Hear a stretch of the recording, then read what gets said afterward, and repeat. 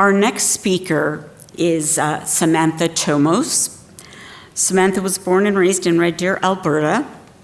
She currently still resides there with her husband and 4-year-old daughter, Riley, who I just met this morning.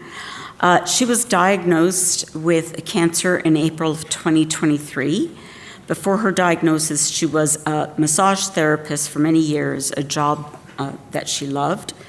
Samantha is a huge cat lover. She used to enjoy fostering cats and kittens. Oh, you and Katie will get along real well.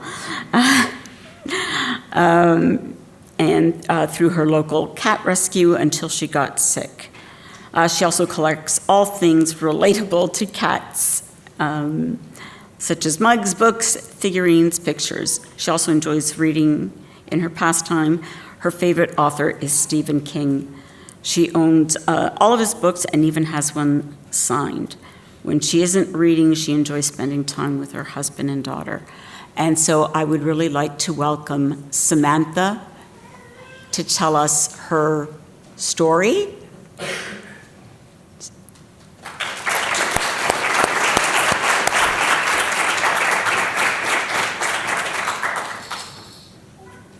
And so she's just going to be speaking to her journey.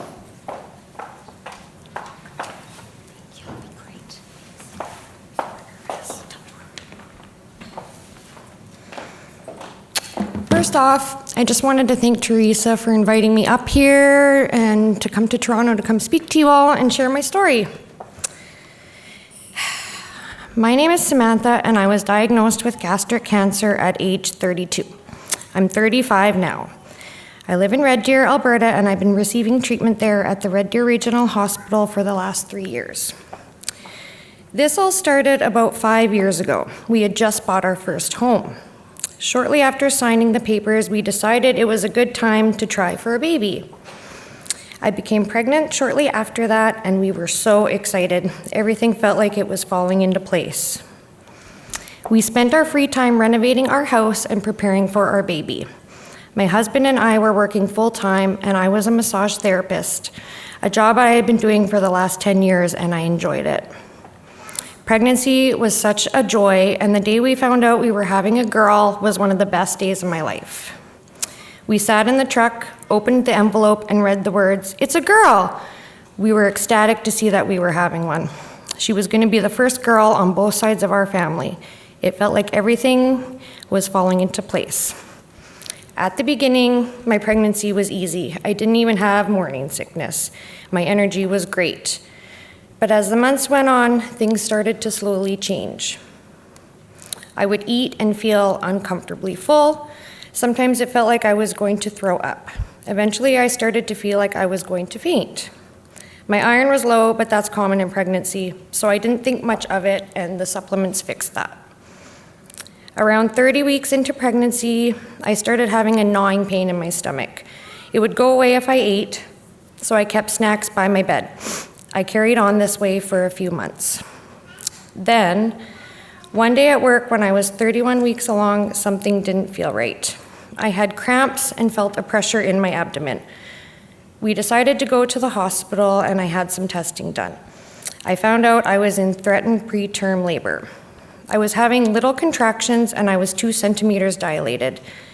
We spent the night in the labor and delivery unit of the hospital so the staff could monitor me, with an ambulance ready to take us to a bigger hospital in Calgary that was more equipped to deliver babies born under 32 weeks if my situation escalated.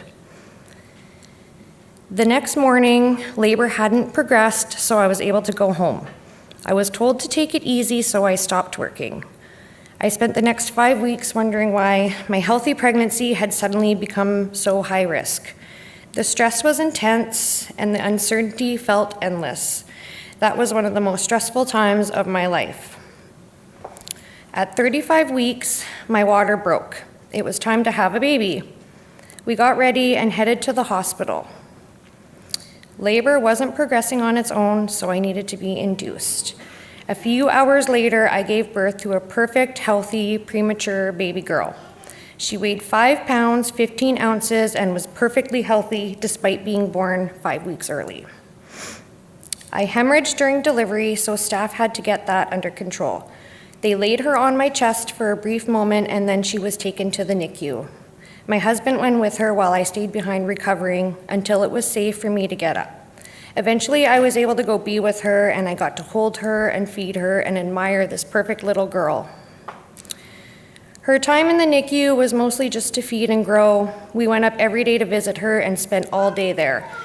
She was discharged after 6 days. We didn't know she was getting discharged that day. We had just arrived at the hospital to visit her, and they told us she was going home. We were so excited. We weren't aware she would be discharged that day, and we were not prepared. My husband had to run home and get her some clothes. She was so tiny, and we were so nervous that I think my husband drove 10 kilometers an hour on the drive home with her. This is one of my favorite memories. The weeks that followed were filled with joy, excitement, and lots of family. For a little while, everything was perfect. I took to being a new mom exceptionally well despite my traumatic start to it. I was feeling better physically too. But not long after bringing her home, I started getting sick again. My stomach pain returned, and I started feeling full after meals and would eventually throw up. I started to feel dizzy and lightheaded doing basic tasks, and some days I could barely function. I spoke to my doctor about it, and she ordered some tests. I had an ultrasound that came back unremarkable, but blood work showed my hemoglobin was dangerously low. So she called me and told me I needed a transfusion immediately and to go to the hospital. It was the first time I had to be away from my daughter for an extended period of time. I waited about 10 hours and I finally got the transfusion. While receiving it, a gastroenterologist came and spoke to me. He recommended an endoscopy. He scheduled me in for the next morning and warned me that if I chose sedation, I wouldn't be able to safely care for my baby. So I chose to do it without, so that I could. It was a decision I regret. It was really traumatic doing that without sedation. During the scope, he saw 3 bleeding ulcers. I was prescribed pantoprazole for them, and then he also took biopsies. A few days later, the biopsies came back and were negative for cancer, but positive for an infection called H. pylori, which was treated with antibiotics. My family doctor called me later on that day and asked about the procedure.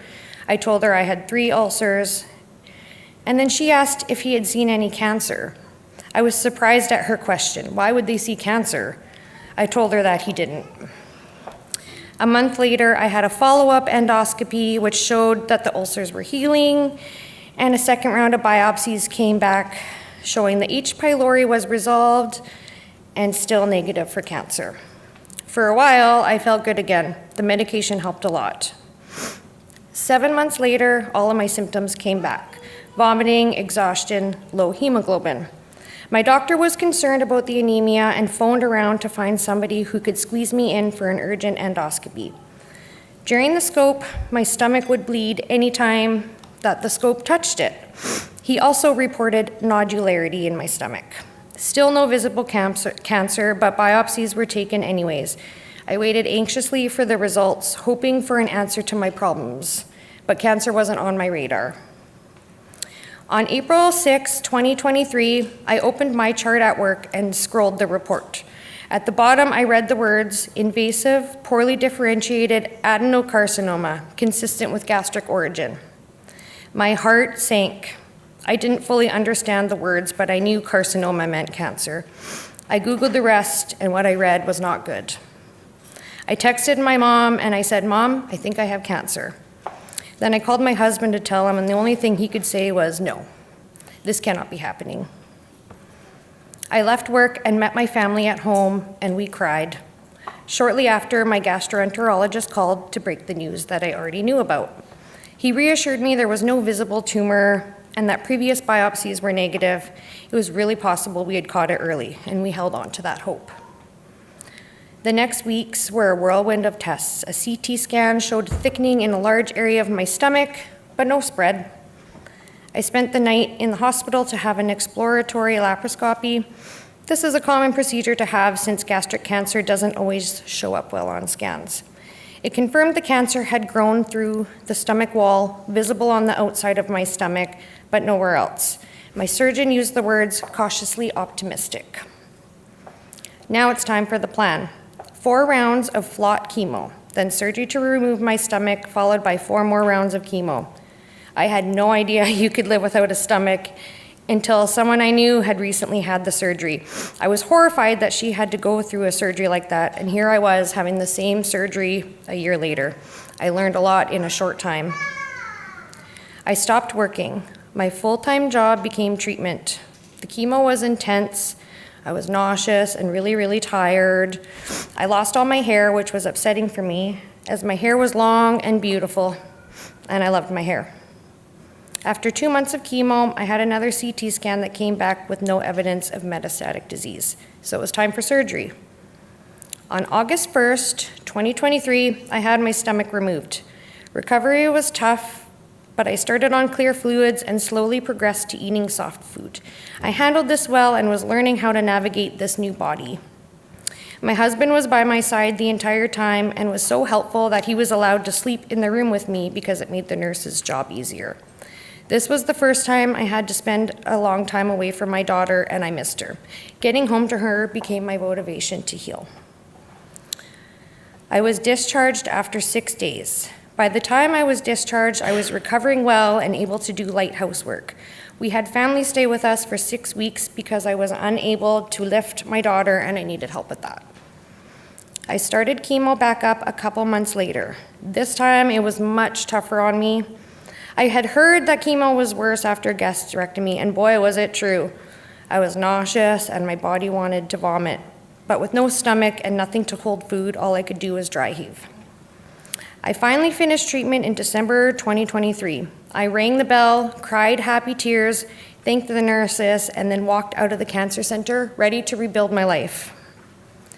For the next year, I was cancer-free. This was the first time since my daughter was born that I was feeling well and able to be the mom that I so badly wanted to be. I spent my time enjoying life with her and my husband. We spent the summers camping, going to the beach, days at the splash park, and plenty of time just playing in our backyard. They were the best days. Finally, life was starting to feel normal. But something still felt off. I had symptoms nobody could explain. I visited the ER several times and had tests done there, which always came back normal. Eventually, the ER doctors suggested it was anxiety. I tried therapy, medication, nothing helped. In November of 2024, my abdomen suddenly bloated after I stood up. I panicked and saw my doctor, had more tests, but they all came back normal. I eventually just assumed it was a side effect of surgery. However, over the next month, severe pain and constipation hit. It was my birthday and I was sick and in pain, but I didn't want to go to the hospital and spend my birthday at the hospital. So I pushed through until the next day. While at the hospital, a CT scan showed something in my colon. I was referred to a gastroenterologist to have a colonoscopy. I was scheduled for it a couple weeks later. The doctor saw a stricture in my colon, and this was the cause of the constipation. Biopsies were taken, but they came back negative for cancer. I was diagnosed with a condition called ischemic colitis, which is nicknamed a heart attack of the colon, usually caused by a lack of blood flow to the area. I was told I might need surgery and to head to the ER. After hours of waiting, I was sent home and told that it would heal on its own. After all of that, I was referred to a colorectal surgeon for a simple surgery to repair the stricture. But this doctor wasn't convinced that this was benign. He ordered more tests, a PET scan, and another colonoscopy. This time it was going to be deeper biopsies to reach the other layers of the colon. After finding out I had cancer by looking at my chart, I stopped checking for the results myself. I saw that the results had come back, so I phoned my doctor and asked her to read me the results, and she did. My cancer was back. This was the cause of the ischemic colitis. The cancer was growing and cutting off blood supply to the colon. The earlier biopsies had missed it because it was growing from the outside, from the peritoneum. This was the third time biopsies missed my cancer. We were devastated. I knew what stage 4 stomach cancer meant. All of my hopes and dreams for the future were suddenly gone. I was terrified to return to treatment. This time I knew it wasn't going to be temporary. I knew I was going to be in treatment for the rest of my life. I read somewhere that the average life expectancy after a gastric cancer recurrence was 8 months. However, shortly after, we found hope again, HIPEC surgery. I researched HIPEC surgeons in my area and found one in Edmonton, Alberta. My doctor sent her a referral and she quickly replied. She reviewed my records and said I was a good candidate for HIPEC. The next week we had an office visit with her. She told me if the cancer spread was limited to my colon, she would remove it and there was no need to do HIPEC because it could potentially cure me. I was excited at the thought if there was more cancer, she was going to remove it all, including removing my ovaries and perform HIPEC. I had to sign a paper giving permission to have my ovaries removed. For the first time since my recurrence, we felt some relief. We moved forward with surgery shortly after that. When I woke up, HIPEC hadn't been done. I was a little excited, wondering if it had only spread to the colon. But a few days later, the surgeon came in and asked me if I wanted my family in the room. I knew in that moment what she was going to say. There was too much cancer. It had spread throughout my abdomen from the peritoneum into several organs, including uterus, ovaries, cervix, colon, and the bile duct. The bile duct is what deemed me inoperable. She told me if it hadn't have gone there, she could have removed it all. So in the end, she just repaired the stricture and closed me back up. I was so devastated and I just wanted to go home to my daughter. After 6 days, I was discharged and sent back to the cancer center, back to treatment. I started chemo and immunotherapy in May of 2025. I had biomarker testing to see if immunotherapy would be effective, but it all came back negative. However, my doctor decided to try it anyways. So I've been on Opdivo alongside chemo, and since prior FLOT didn't work, we decided FOLFOX wouldn't either, and instead I would be getting FOLFIRI. Almost a year later, I'm still on the same treatment. I'm enjoying life as much as I can. We do lots of camping, and I spend as much time as I can with my daughter. The longer I'm on it, the worse side effects get, such as fatigue and nausea. Otherwise, I do pretty well on it. Scans have shown stable disease. I live with a lot of pain, but I also live with purpose. My daughter gives me a reason to get up every single day, even on days that I want to spend all day in bed. Instead, I get up with her and spend my time being her mom. Cancer has taken so much from me, my future, my plans, my life, and my time, but it hasn't taken everything. I had dreams of another baby. I wanted to grow old with my husband, maybe live in an RV and travel around after retirement. I wanted to be there for every milestone in my daughter's life, and it's devastating to know that I won't be able to do those things.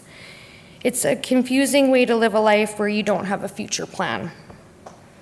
I'm thankful I had doctors who listened to me and took my symptoms seriously. Gastrointestinal cancers are on the rise in young people, but I often hear stories of patients who were not listened to and their cancer undiagnosed for a long time. I'm grateful I have been given these last 3 years, as I know many others who were not given this kind of time. This cancer is sneaky and aggressive, and my advice to everyone is not to ignore symptoms and to advocate for yourself. There is power in knowledge. My daughter often asks me if I'll be there when she's a grown-up. Every time she asks me, a lump wells in my throat, tears fill my eyes. But I hold back those tears, swallow that lump, and quietly say yes. Thank you.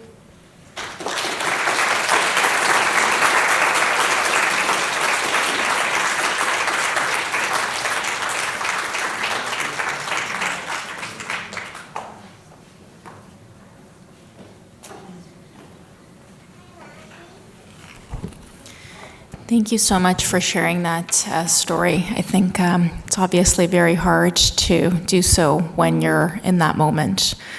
Your daughter is beautiful, and we thank you so much for sharing that. I think that speaks to a lot of people in this audience, and you're truly brave. Thank you.